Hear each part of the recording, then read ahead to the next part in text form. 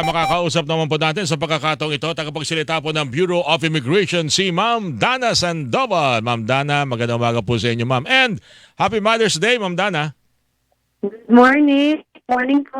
Maraming salamat and happy Mother's Day to all din po. Salamat, Ma'am Dana. Ma'am, kanina may binasa akong balita ito, Philippine Travel Agencies Association, na maapektuhan daw yung pag-iigpit sa pagpasok ng mga Chinese nationals sa ating bansa dahil na rin sa ginagawa ng ating gobyerno and of course ng Chinese government sa paglagana po ng illegal pogo dito po sa ating bansa, na ang nabibiktima po ay mga kababayan din nila, mga Chino rin.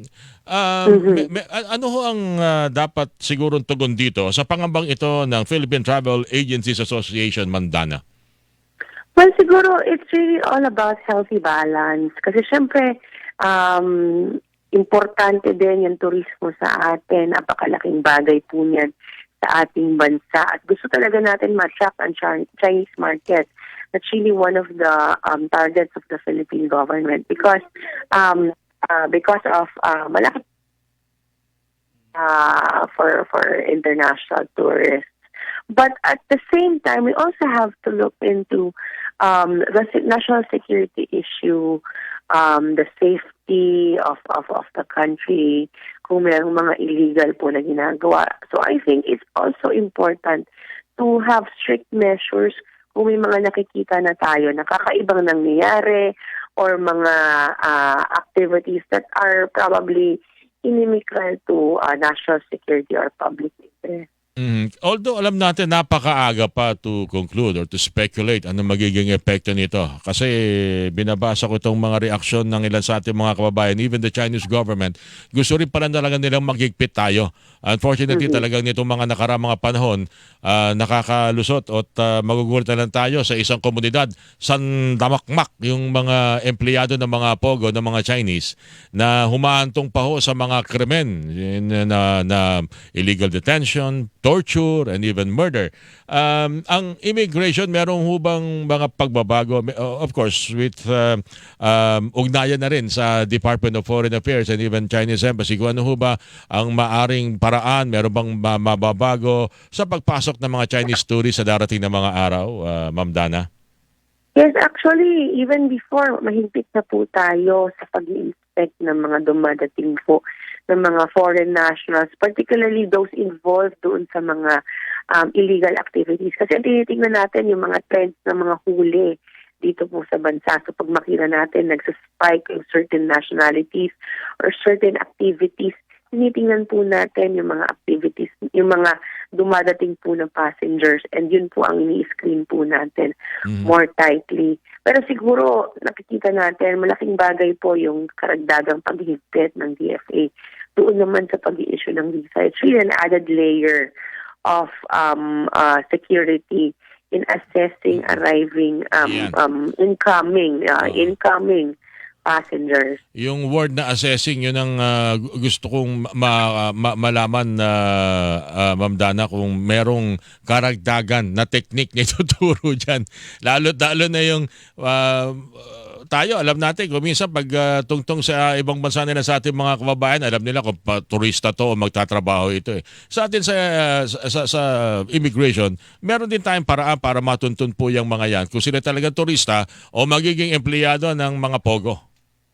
Yes, we do po. Meron po tayong assessment measures doon po sa arrival natin. Siguro hindi ko lang i-detail masyado, but generally speaking, tatlong bagay po yung tinitingnan natin. Yung kanilang dokumento, una sa lahat, kung tama po yung kanilang documents, yung kanilang demeanor, kung ano yung mga kilos at gawin nila, at yung kanila pong mga statements. Kapag may hindi tugma dito sa tatlong to, then we send them out of the country. For last year, I think more than 3,000, parang 3,300 po, yung foreign nationals that were denied entry sa Pilipinas because of doubtful purpose of travel. Meron din ginagawa, of course, sa Bureau of Immigration sa mga empleyado ng immigration na maaaring kakutsaban itong mga nagpapasok ng mga POGO workers sa ating bansa, Ma'am Dana? Meron kayong internal investigation po yata dyan, di po ba? Yes. Ang polisiya po ni Commissioner Cantinfo is one strike policy. kapag meron pong empleyado na involved or nabalitaan or na-report na merong kaibang activity or may involvement sa mga ganyan pong uri ng kalokohan, ay agad-agad nila i-initiate tayo ng investigation which pushes through to a case forwarded to the Department of Justice. Okay, panghuli na lang Ma'am Dana, mukhang meron din yatang dapat tutukan ngayon na immigration sa mga overstaying na mga turista. Overstaying alien, yan, yung termino ginagamit. Dahil baka humantong sa panahon na baka meron daw manalong kandidato nag-overstaying lang pala. Hindi pala totoong Pilipino Ma'am Dana. Yes, yung ating mga foreign nationals po that are overstaying, hinuhuli po yan ng ating intelligence division.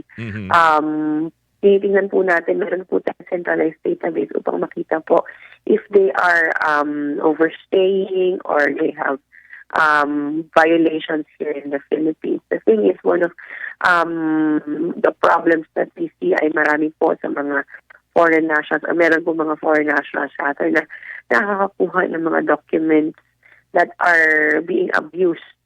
So siguro yung na-report na po natin ito dati, meron pong mga nahuli na illegal aliens that were holding Philippine passport. I'm not saying that this is the case po there, but I'm just giving a related siguro since it's a concern that's being raised, or birth certificate, driver's license. So siguro kaya rin nagiging tanong yan doon po sa issue na yan is because there have been a lot of cases already that we have intercepted with ganun po na merong mga Philippine documents. Kaya rin po siguro isa yan sa mga nare-raise. Alright, Ma'am Dana. Hello, yes po. Yeah, naputol kayo. Anyway, ito huli na lang. Public record naman yan. Alam naman ng publiko dahil dumaan sa paninig po ng Senado yung sitwasyon ng isang politiko. Anong reaksyon po doon ng Bureau of Immigration? At meron ho bang siguro paliwanag, paanyaya o request sa Bureau of Immigration para makita ano ba ang nasa likod ng kasaysayang ito? Ano ang naging record na pwedeng maibigay ng immigration sa mga politikong ito na sinusuri ho ngayon sa Senado, Ma'am Dana? Yes, kung kinakailangan naman po ng Bureau of Immigration has record, centralized database po natin ng mga dokumento na ginagamit po for travel. So kung kinakailangan po ng mga appropriate government agencies, and we would be able to give it po kung ito po ay ipasabina sa amin po. Para lang po dun sa maaring record kung sino yung unang pumunta rito, yun siguro pwedeng ibigay yun. But definitely yung mga papano nakakuha ng mga dokumentong question, siguro sa ibang sangay na huwi ng gobyerno. Yes, that's not, yes po, tama po. That's not within the scope of immigration. Alright. Anyway, Ma'am Dana, maraming salamat po sa inyo binigay ng pagkakataon. Makikibalita uli kami sa inyo sa ilang mga usapin po muli, lalo na itong mga ganitong katanungan ng ating mga kababayan tungkol sa obligasyon Disyembre ng immigration. Thank you po sa inyo, Ma'am. Anytime po, salamat po. Happy Mother's Day po muli sa lahat. Okay, kayo din po sa inyo. At ang kapagsalita ng Bureau of Immigration, Ma'am Dana Sandoval, inyo pong napakinggan.